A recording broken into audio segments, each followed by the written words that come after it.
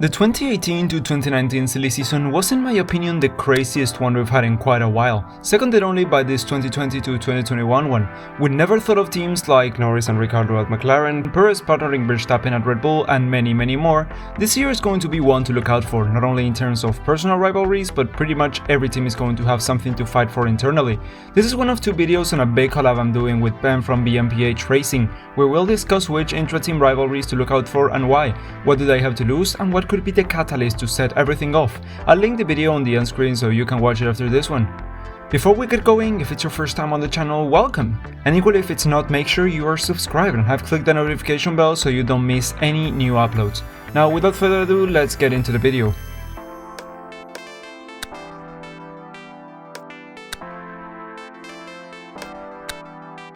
2020 marked the last of the 6-year stint of Sebastian Vettel for the Scuderia, and while he left on good terms with the team mechanics, it probably wasn't the same feeling towards team boss Binotto or his teammate Leclerc, with whom he clashed multiple times during the season.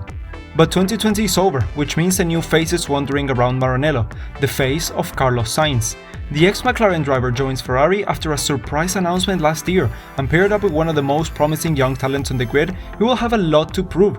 The stint with the Scuderia already started off on the wrong foot, with Binotto hinting at replacing him with Schumacher as soon as his ability and pace are up to par with Leclerc, so this is already a warning sign for Carlos. On the other hand, we have Leclerc. The Monegasque became the youngest ever Ferrari driver when he joined the team after only 1 year driving for the Sauber team, and ever since his promotion he's made it clear that he's not going anywhere. Immediately outpacing and outscoring his 4-time world champion teammate for the 2019 season was enough for Ferrari to give him a 5-year contract, and tripling Vettel's points tally for 2020 didn't hurt the confidence put on him in the slightest. Ferrari were looking for a number 2 driver for Leclerc, and when they decided to not renew Vettel's contract, they looked at the championship standings and decided to book the best of the rest finisher for 2019, the best they could get in Carlos Sainz. Now, we know Carlos is a funny, wit, fast, if slightly unlucky driver, who moved on to McLaren as a last-ditch effort to save his career but ended up being the platform for him to rise to mainstream success. 2 years later, he's a fan favorite, not only because of his attitude, but because of his speed as well. In the 2 years, he partnered F2 runner-up Norris. He outscored him both times. Don't forget last time out, he didn't get a significant points finish until Italy, where he was sitting in 11th position compared to his teammates 5th in the standings. After then, he rallied up and was one of the drivers who scored the most amount of points in those remaining 10 races. Coming into 2021, I think it's going to be one of the fiercest rivalries. If the rumors are true, then the Ferrari might be in contention to score some podiums again, and that's not something either driver will want to miss out on. Leclerc has clear number 1 status right now, but as Binotto said, in 2019 Leclerc was in that same position, but made the case why he should be Ferrari's number 1. The difference here is, instead of fighting for wins, they will be fighting for points, and maybe not even the highest end of the midfield at that. And I think they will pull the team order car more than once to favor Leclerc, but unlike many other drivers, I don't think Sainz will keep his head down, because he knows he's world champion material. After a few missed opportunities, I think he won't stand down anymore, and we may get to see 2 super fast drivers battling it out for number 1 status.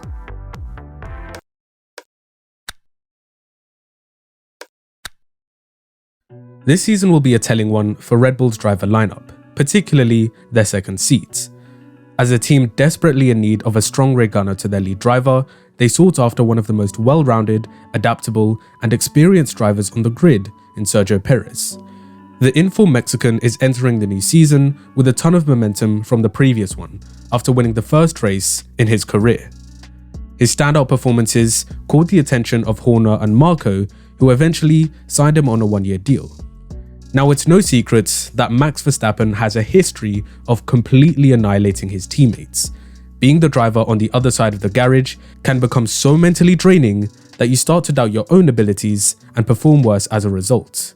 This was one of the factors that played a part in Gasly and Albon being unable to get anywhere near the Dutchman, along with the many other issues they suffered with in the Red Bull.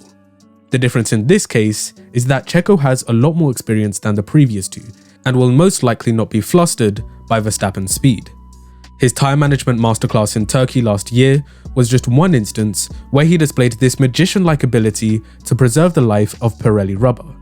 His killer instinct should also not be underestimated given how many podiums he quote-unquote stole during his time with Force India.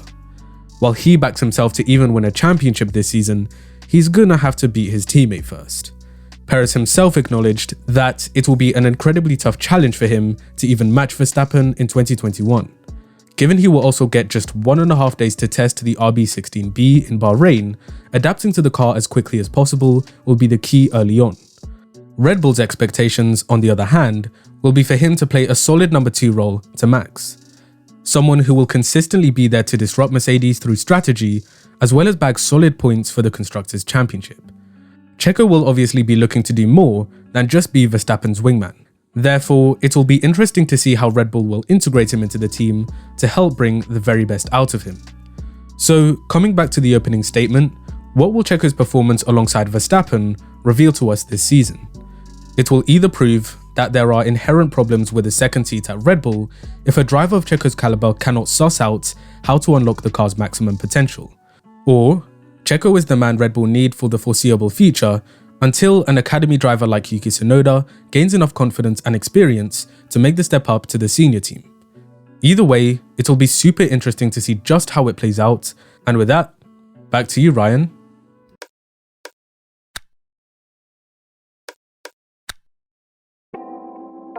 Alpha Tauri gets rookie Yuki Tsunoda on board to partner race winner Pierre Gasly for the 2020 season, and let me tell you, I think this is going to be one spicy rivalry. Gasly made his F1 debut during the 2018 season for the Toro Rosso team, and only a few races in, he was bumped up to the main Red Bull team where he struggled. I remember all the criticism he got for his results, but when comparing his performances to that of Albon, I have to admit he didn't do half bad. Nevertheless, the Marco hammer hit him once again and he was demoted to the junior team from round 13 on. At that point his career could have been pretty much over. The fans had lost faith in him, the team demoted him and management had swept him under the rug, but he persevered and we saw the Gasly we knew from 2018 once again, and to seal his comeback he took a podium at the second to last race in Brazil. For 2020 we confirmed it wasn't just a mirage. Pierre was as quick as ever and performed admirably all year. He even was one of my contenders for driver of the season. Incoming Yuki Tsunoda, on the other hand, took the Leclerc approach and decided to speedrun his path to F1, going from F3 to F2 the year after and then F1. He finished the 2020 F2 Championship on 3rd place on his rookie season and got the promotion to replace Kvyat, who, let's be honest, was just a placeholder driver. Coming into 2020, I don't doubt we will see Yuki continue to improve and get faster and faster, while in contrast Pierre will have to do his best to keep him from taking his number 1 spot on the team. The balance will have to be between keeping Tsunoda behind but not getting distracted enough to throw off his speed. The last time Gasly was beaten by a Red Bull teammate it got rough for him, and coming off of a great 2020 it would be a shame to see him without a seat in the future. I think the battle for supremacy between the speedy Japanese driver and the experienced Frenchman will lead to multiple clashes on track. In the end we just have to wonder, will it go the way of McLaren where teamwork helped the team rise to the top, or will it go the way of Haas where on track there wasn't any way for the drivers to get along, leading to both getting sacked and the team in the slumps?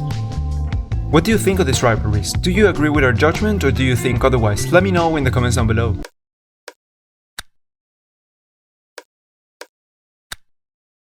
This has been part 1 of this video. Part 2 will be releasing tomorrow on Ben's channel, featuring yours truly, so as soon as it's out I will link it somewhere on the screen. If you liked the video, make sure to subscribe to the channel, click the notification bell and let us know in the comments which rivalry will be the fiercest. As always, thanks for watching and I will see you next week.